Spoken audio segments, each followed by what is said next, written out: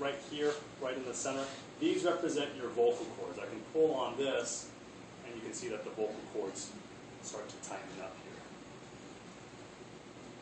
All right.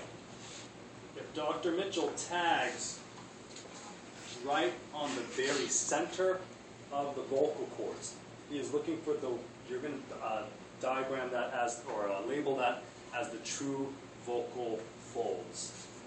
Say true vocal folds, right? So right on the center is the true vocal fold. However, if it goes lateral, you can see that there's a little bit of extra tissue there. Lateral to that would be the vestibular vocal folds, or the false vocal folds. But I think it's the vestibular vocal folds, right? So right in the middle is the true vocal folds. Off to the edges here, where my fingers are, that represents the vestibular vocal folds. On either side. Yeah, anything lateral to that structure.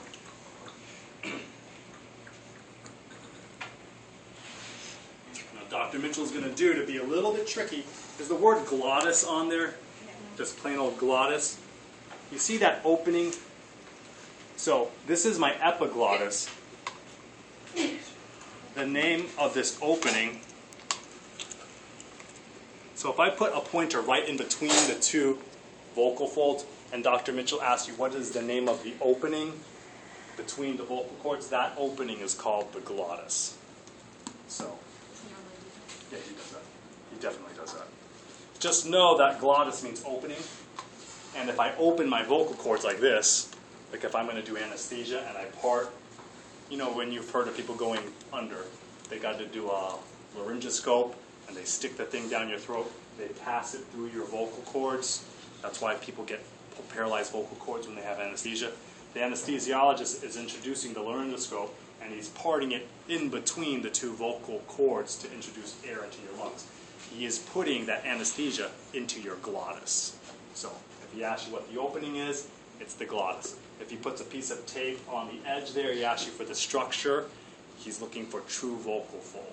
So just know the difference, because he does grill that to pieces. However, he may put a piece of tape across this whole opening here.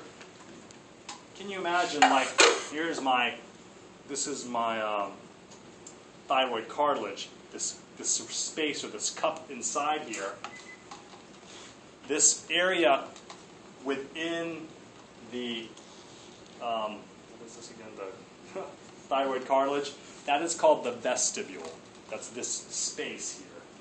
Remember, vestibule means room or chamber, so this chamber or space within the thyroid cartilage represents the vestibule.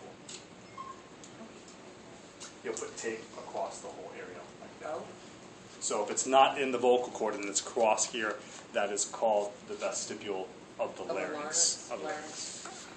However, he may do it in another way, which I'll show you. I have to show this. This is how he usually does it. So let's look at this cross section of the larynx. So what is this flap right here? That's your cup. Yeah, that's your jaw.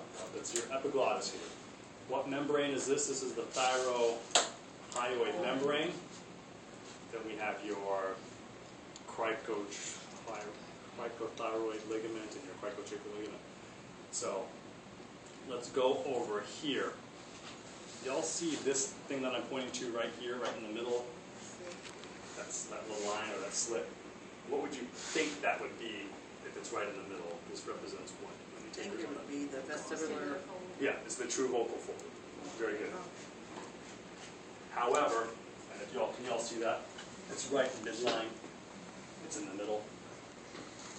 But if I tag this one that's here, what do you think that represents? That's going to be the vestibular vocal Yes, fold. that is the vestibular vocal. Can y'all see that? So that's the true vocal fold here, and the pointer is on the vestibular vocal fold. Can y'all see that? So these are the vocal folds on the cross section.